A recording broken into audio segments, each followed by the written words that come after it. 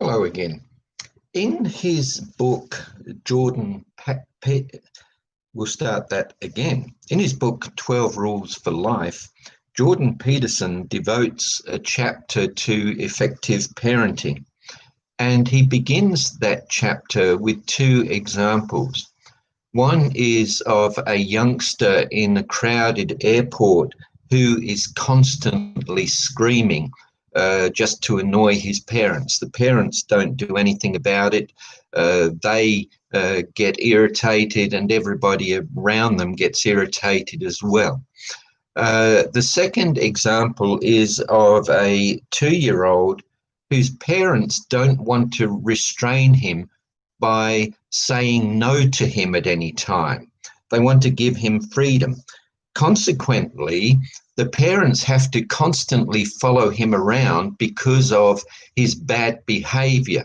So instead of giving him the freedom that they were thinking about, they actually have to watch him like a hawk because they simply can't trust him. And this leads me into today's topic, which is the sensitive area of child discipline. And I'm going to begin this morning with an example from the Old Testament. We're going to go back to 1 Samuel chapter 2, and I'm going to read here from verse 12. We're going back to the time of the judges in Israel. This is just before Saul is appointed as king. And one of the priests at that time is an individual named Eli.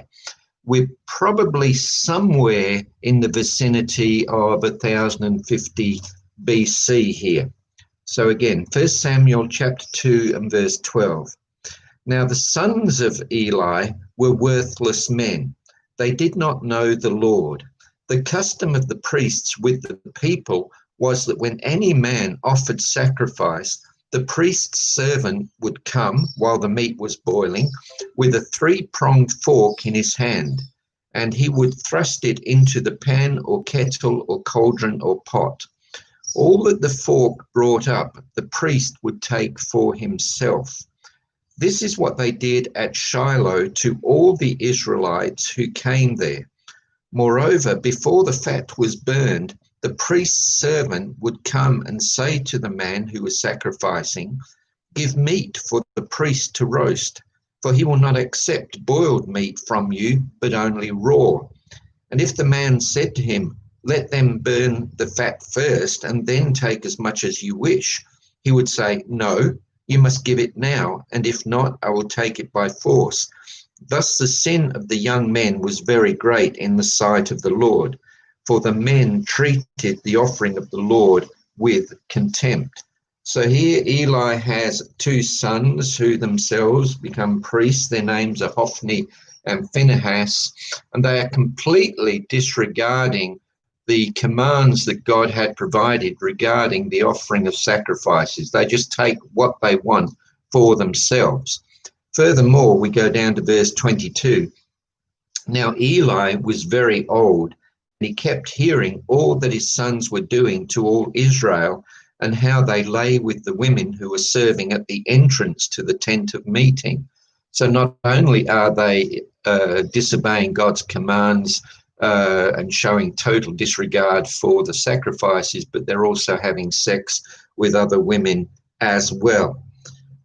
When he's older, Eli does say something to them about it. In verse 23, he said to them, "Why do you do such things? For I hear of your evil dealings from all the people." So everybody knew about this. It was widespread knowledge. Verse 24, "No, my sons, it is no good report that I hear the people of the Lord spreading abroad.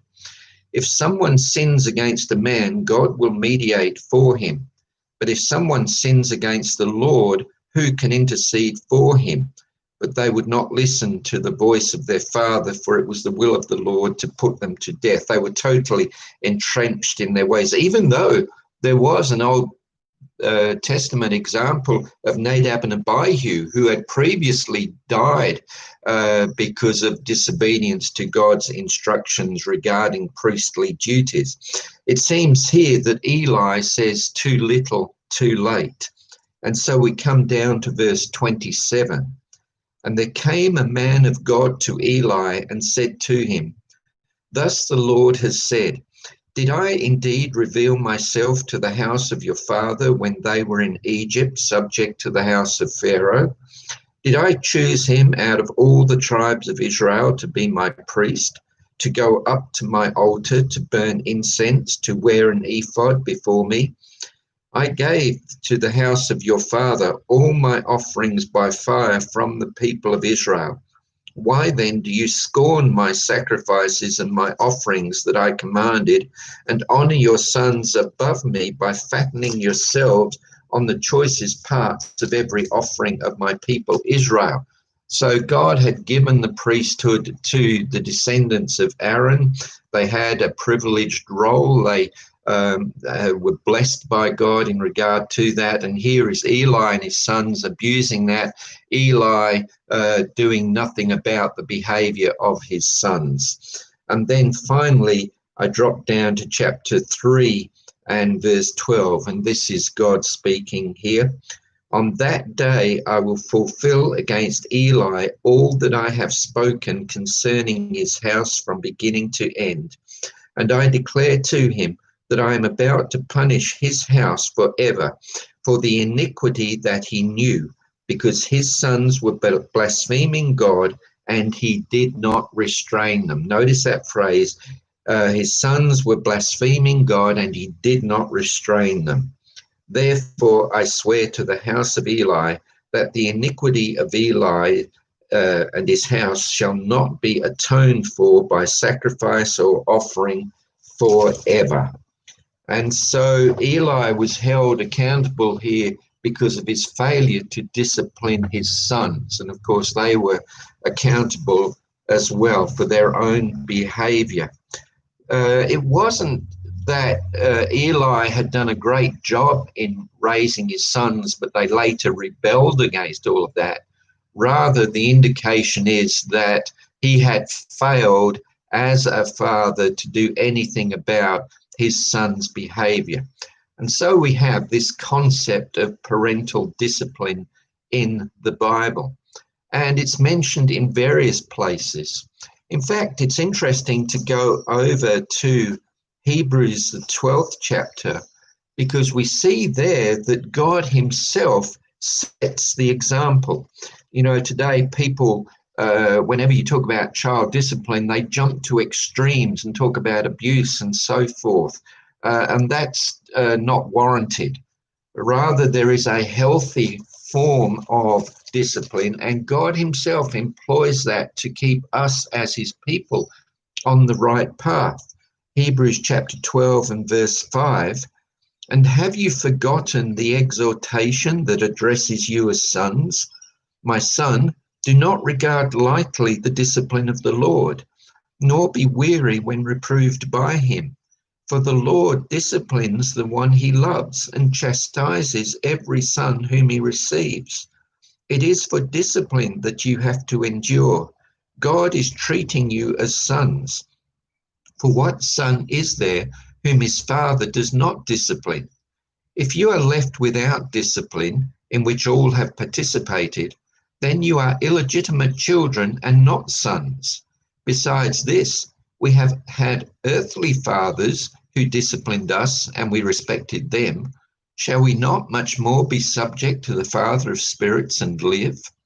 For they disciplined us for a short time, as it seemed best to them. But he, God in other words, disciplines us for our good, that we may share his holiness. For the moment, all discipline seems painful rather than pleasant, but later it yields the peaceful fruit of righteousness to those who have been trained by it." So God disciplines us. He does that through his word, through the preaching of the word, and by various other means as well. And if God disciplines us as his children, then the message is that we need to do likewise as parents with our children. One Bible book which mentions this quite a few times is the Old Testament book of Proverbs, and we'll just notice a couple of references here, starting in Proverbs chapter 13 and verse 24. Proverbs 13 and verse 24. Whoever spares the rod hates his son, but he who loves him is diligent to discipline him. We sometimes tend to turn that around and say, oh, if you love your child, you won't do anything to upset them or hurt them. But in fact, the message here from God is that if you really love your children, you will discipline. If you refuse to discipline your children, you actually hate them. Why? Because an uncontrolled, undisciplined child is likely to grow up with behavioral problems that will cause trouble for themselves and other people. And if you don't care enough to do something to try to prevent that, then in fact, you're hating your child. You could go a little bit further to Proverbs, the 19th chapter, and we'll look here at verse 18. Discipline your son, for there is hope. Do not set your heart on putting him to death. Now, if you're reading different versions, you'll notice that there are variations in the way that this verse is translated. But the basic idea here is to take preventative action with your children, to try to use discipline to put them on the right path. There is a passage back in Deuteronomy 21, verses 18 to 21, which talks of children who have grown up to be totally out of control, to be drunks and everything else, and the consequences for them is severe. The message is, don't stand back and let your children reach such a point, but rather care enough about them to take preventative action to set them on the right path. Don't just shrug them off. Another passage is in Proverbs chapter 22, verse 15. And it says here, folly is bound up in the heart of a child, but the rod of discipline drives it far from him. You hear people sometimes say, oh, I'll let my child work out things for themselves. Well, children don't have the maturity, the knowledge, the wisdom, the experience to always be able to make the right decisions, especially when they're particularly young. And if we don't do anything, they may well cause damage to themselves and others. We've heard stories of youngsters playing with matches and setting the house on fire. I remember when I was a boy at primary school in England, some kids from our school managed to get hold of some railway detonators, and one of them one night blew one of his eyes out with it. Children lack experience and understanding, and again, we need to train them and guide them so that they might develop the knowledge and maturity that they need to live effectively as they grow older.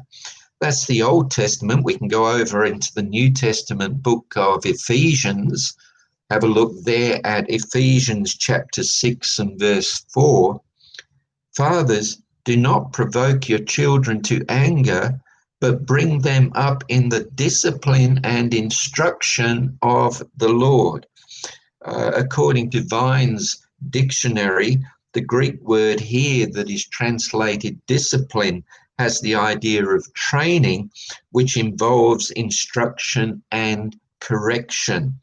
And that relates to the Lord, that we do this in regard to biblical guidance and considering the relationship with God.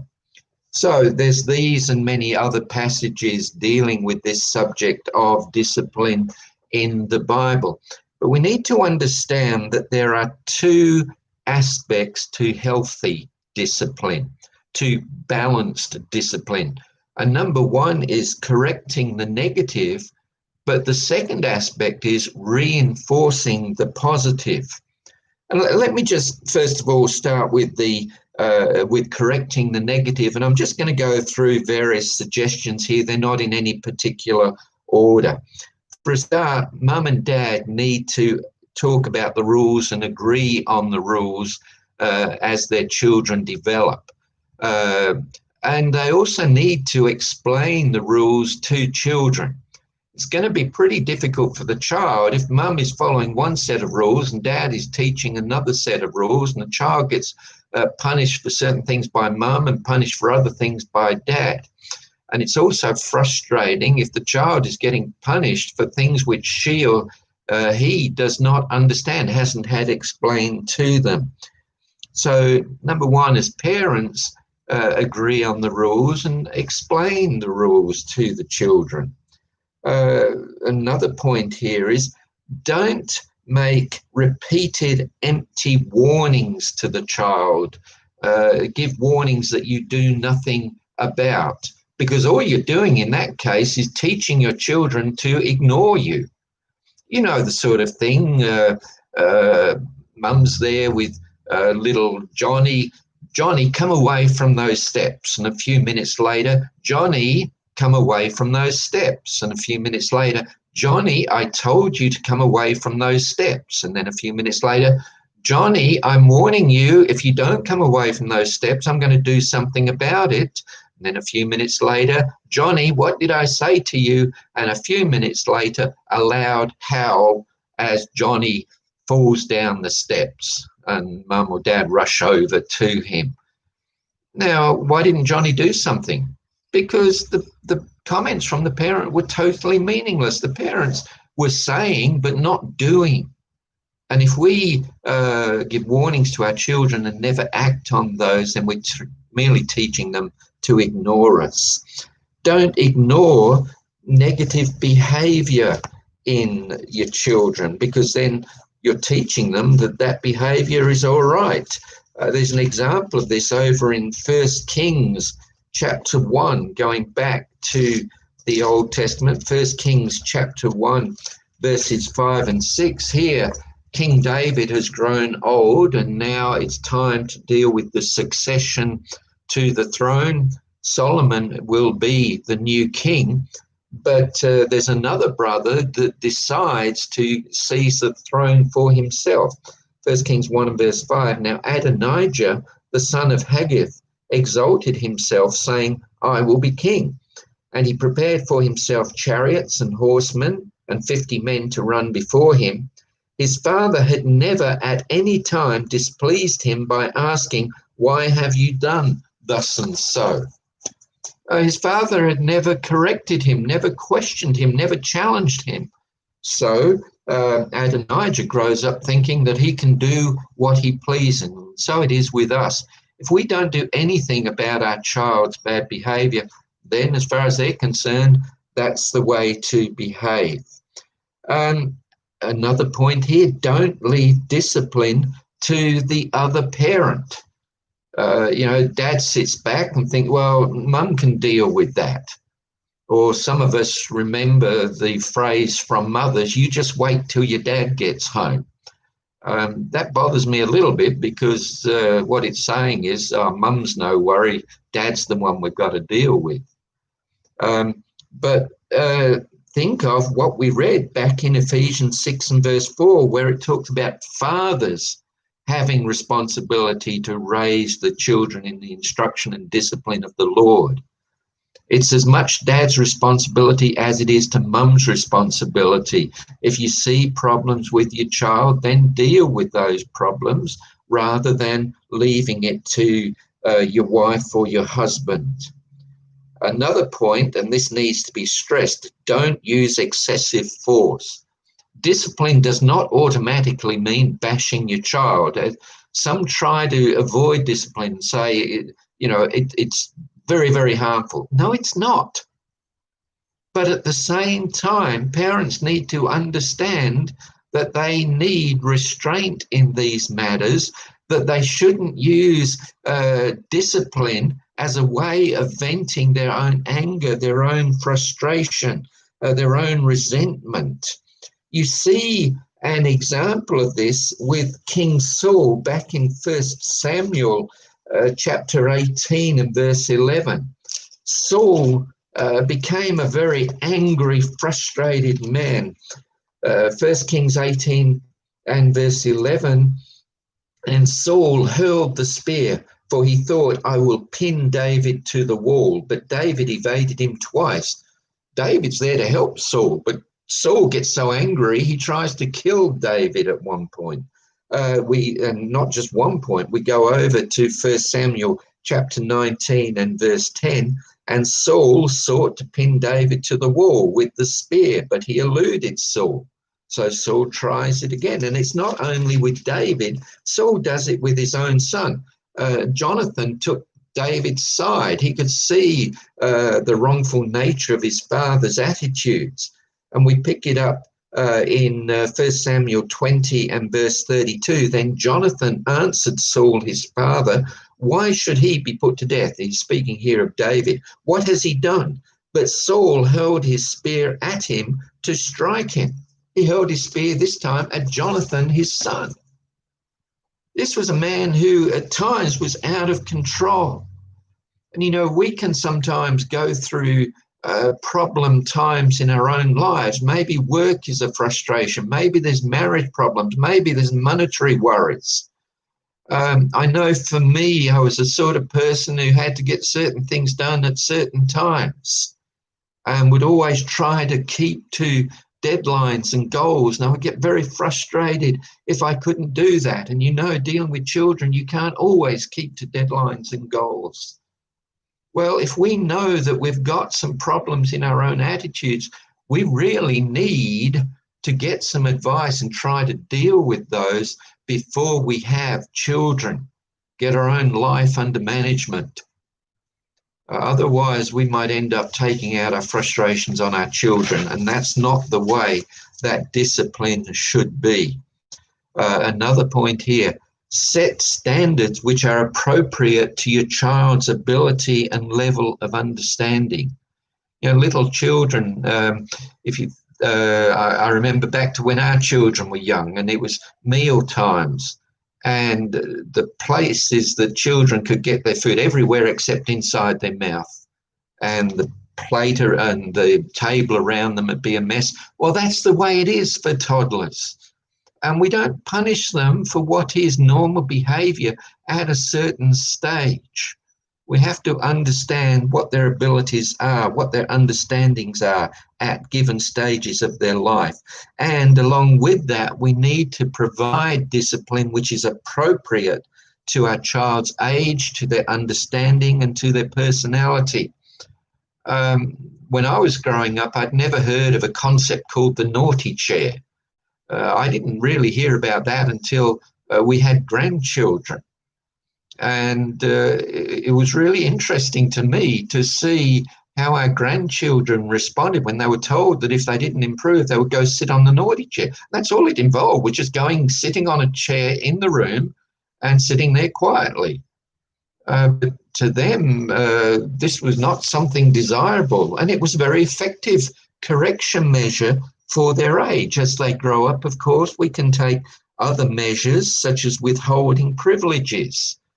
But we need to understand here our child's own personalities and the differences between our children. As I've said on various times, what one child considers a privilege, another child doesn't care less about. So if you might say to one child, right, no TV, into your room. And they hate that because they've got TV shows that they really love. On the other hand, say that to another child, even in the same family, they don't care.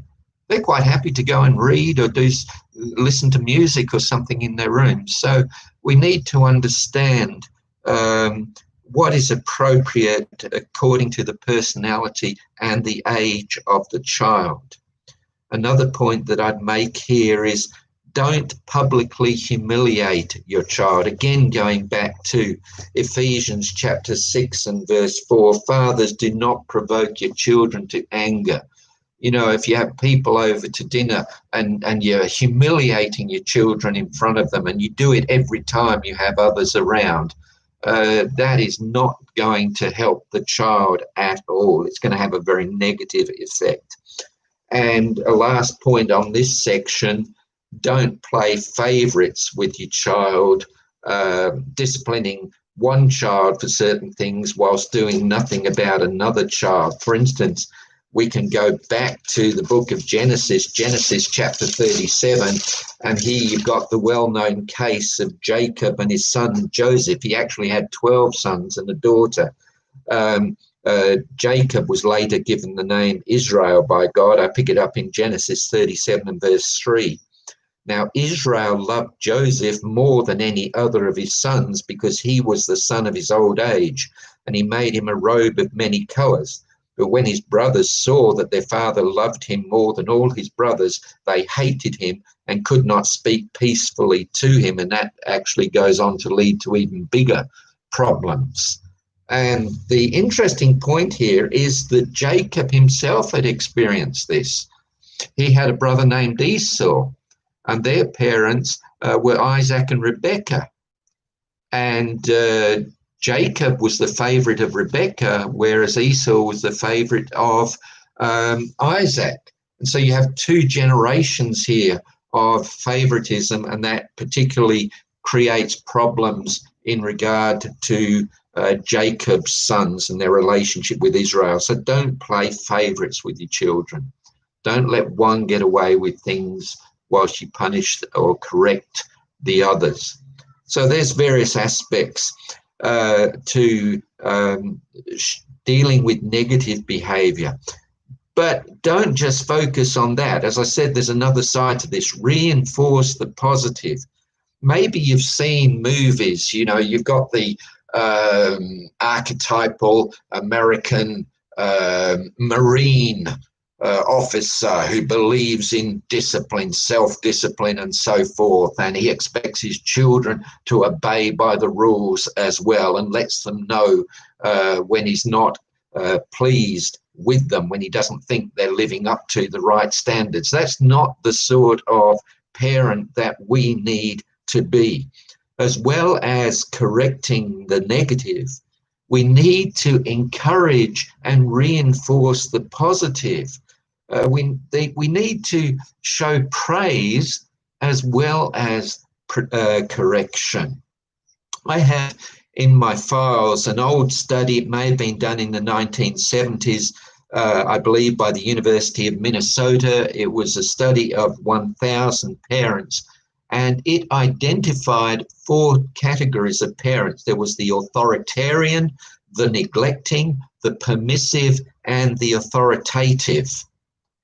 And with the authoritarian parent, there was low levels of support for their children, but high levels of control. So this was a household where the emphasis was upon discipline and correction. With neglecting parents, there was low levels of support and low levels of discipline. In other words, they just let the children do whatever the children wanted to do, little correction of any kind. There's the permissive parent, and I'm not sure there if the previous one was the neglecting parent. Then there's the permissive parent, and this is one where there's high levels of support and low levels of control. So the parent constantly praises the children, whatever they're doing. There's a high degree of tolerance and approval, but very little correction. And so you end up with spoiled children who think they can get away with anything. But then there's the sort of parent that we should be, and that's the authoritative parent, where there is a high level of support as well as a high level of control. In other words, there's correction when needed, but there's also positive encouragement and reinforcement of good behavior. Let's understand that even correction can be done in a positive way. As your children get a bit older and move into the toddler stages where they're able to understand consequences and things, one of the things that you can do there with, to try and deal with things like tantrums and so forth, create a chart. And, each day there's certain things for the child to carry out, chores suitable to their age, and also positive behaviour rather than whatever the negative problem is. And the idea is that if the children will, reach a certain number of points for doing these things over a period of time, then they get a reward, something that they would really like. Now, there's a couple of things with this. Number one, don't make the goal so far off it's meaningless to the child. If on January the 1st you say to a toddler, right, well, if you behave well for the next 300 and odd days, you'll get such and such next Christmas. Well, we might remember that when we were young, the next Christmas seemed a lifetime away. The goals need to be within a reasonable time for the children to work towards. Now, some people don't like this idea and they say that's bribery. Well, you think of the school system. Within schools, you have teachers' awards or classroom awards, and these may lead on to principals' awards. And when they get so many principals' awards, they get something else. That's seen as a valid incentive. Or I think back to when I was working in finance. If you showed yourself to be a hard worker and you got results, you were given bonuses, you were given opportunities for advancement. I'm struggling to think of the word here. Promotions. You got promotions. Now, have you knocked back a promotion or a pay rise on the grounds that it's bribery? No, we recognise that there is a valid use for incentives and reward, and we can use that with our children. Another point in reinforcing the positive is don't talk at your children all the time. Make time to talk with your children. Have conversations with your children. Listen to what your children want to talk about. And a good time to do this can be at the dinner time table. If you've got a family of children, then turn off the TV, get away from the TV and talk together. And another idea that goes along with that is date your children. Sometimes, particularly for fathers, but also for working mothers as well, time with children is limited. Okay, each week take one of your children out and spend an hour or so with them somewhere that they want to be. Now, if you've got toddlers, the unfortunate point of that, it may well be an hour at McDonald's. Okay, that's the price you pay for trying to be a parent. But spend time with your children, doing things that they like to do. And what this is getting at is maintain affection and love with your children. I have a book here which deals with handling really problem teenagers. I'm talking here about when there's physical violence and so forth. And one of the points that the writer makes is, despite all of that behavior, there is still something within the child that is still looking for love and affection. And make the point of putting an arm around your child and of expressing affection to your children. Let there be love. Not just discipline and rules and regulations. So those are just a few ideas. Some of you may have gone to coastal areas or perhaps high up on a mountain, and you'll notice that all the trees tend to lean in the same direction. Why is that? Well, it's because there are prevailing winds, and as the tree is developing, so it pushes the tree over. Lavinia and I, a couple of years ago, were in Tasmania on the west coast, near the Arthur River, and we were at a place there called the Edge of the World. And there's nothing between that and the coast of South America, thousands of kilometres away. And the wind, even on a good day, just howls through there, and you find yourself leaning forward into it. And naturally, that will affect the way that vegetation grows. Well, something similar applies in regard to children. Behaviour and attitudes in adults is shaped by what the individuals experience whilst they're growing up. Of course, parents are a major influence upon developing children, whether for good or for bad. Children, we know, need time to develop. Learning takes years. And we as parents have a primary role to help children in their spiritual, their moral, and their social development. We shouldn't try to hand that all over to state education or other forms of education. And I fear that that is what is happening in our society. The role of raising children is being handed over. No, we as parents have a key role in regard to this. But remember that there are two aspects to discipline, to direction. On the one hand, we need to correct what is negative in the behavior and the attitudes of our children. And on the other hand, we need to support and encourage that which is positive. And the question is, do we love our children and care enough about our children's development to spend time with them, to help them to develop positive characteristics and to overcome negative characteristics? As the stem is bent, so develops the tree. As the child is guided, so develops the adult. And we can play a major helping role in assisting our children to not only develop to work well in our society, but also to prepare them for eternally and their relationship with God. We'll pray once more. Father, we thank you that you are a God who cares enough about us that you will sometimes discipline us when we need correction, when we're drifting off in the wrong way. And you've given us particularly your word as a guide to us. And you provided us with other Christians and with parents and friends who can sometimes step in and redirect us in a more positive direction. We thank you for persisting with us rather than just giving up on us. And as you do with us, help us to do with our children.